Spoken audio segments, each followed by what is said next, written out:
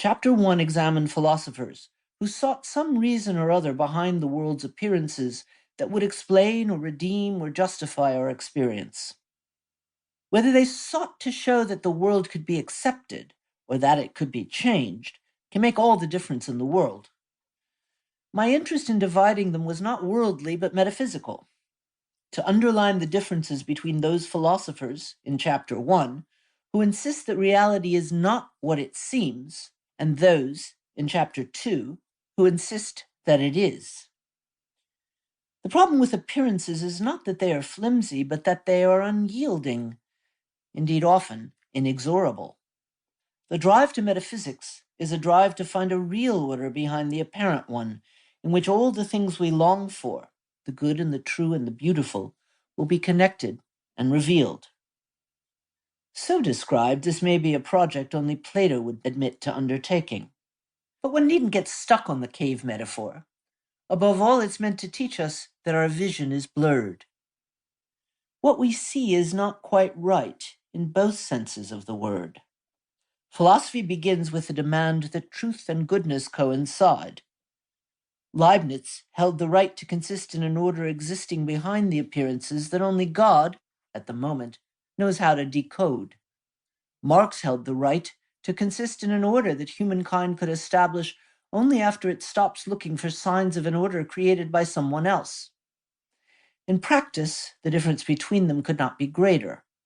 In metaphysics, they were closer than they seem, for each denied that appearances are final. Whether they placed it in heaven or in history, each believed there was another court of appeal. The alternative is the demand to stay with appearances, as Schopenhauer put it, to let the world itself be tribunal of the world. Its judgment could scarcely be bleaker. Those who insisted on remaining with that judgment could be as different as those who didn't.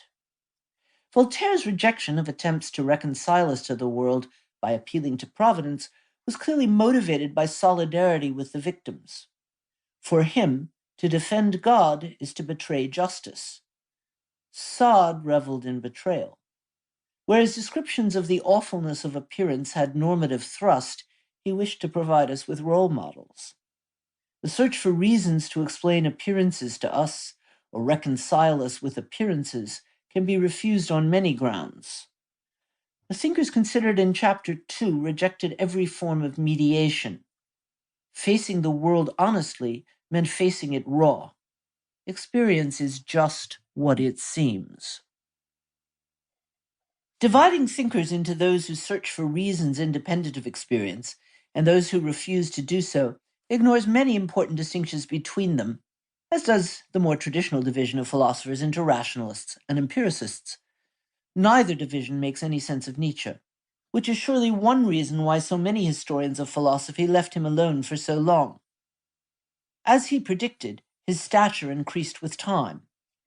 Reading his work as centered on epistemology would require interpretive contortions too daunting to be tried very often. The question of whether he's rationalist or empiricist thus spares itself. But fitting him into the schema I've sketched is still more problematic. Nobody was more vehement in denying the existence of an order behind appearances or in denouncing the attempt to find one as a denial of life.